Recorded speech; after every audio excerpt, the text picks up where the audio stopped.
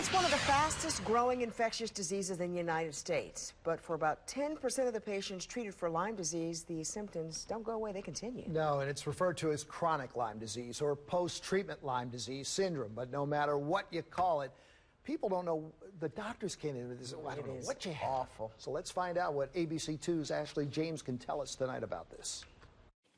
It started with bad headaches and then a tingling sensation in her arm. And it kind of feels as though your foot's falling asleep. But that sensation never dismantled, it never went away. And as that grew, there was also a burning sensation under my skin as well.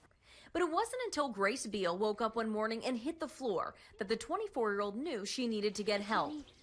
Get ready? Doctors diagnosed Grace with Lyme disease on November 30th. She immediately started treatment, hoping to get some relief, but her treatment was unsuccessful. I went through about 3 courses of antibiotics, and when I knew that wasn't working, we had to start looking at other courses of treatment as well. Grace is about 1 of 10% of patients with Lyme disease who continue to have symptoms after treatment. 90% of people get diagnosed and treated and go on and live life the way they were before, but it's this 10% that develop chronic symptoms that we call post-treatment Lyme disease syndrome, and it's what its name says it is. It's after treatment, but they have lingering symptoms, and it can be quite debilitating. Grace says she still suffers from migraines, heart palpitations, hearing issues, and fatigue, and there's no telling when these symptoms will go away.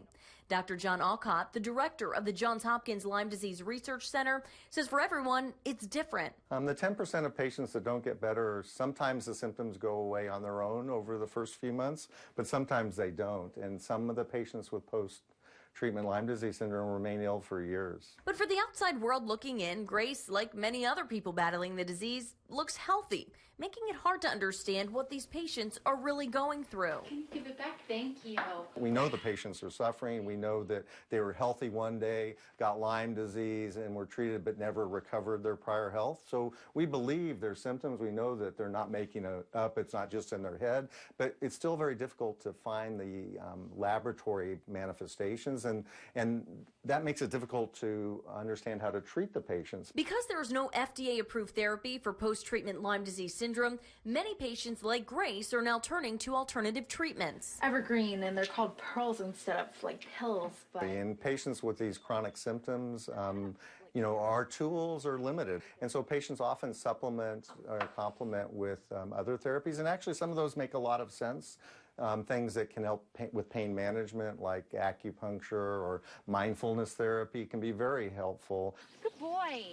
the thing is with my treatment now, it's really all about symptom management and how to get me back to being the most normal self I can be.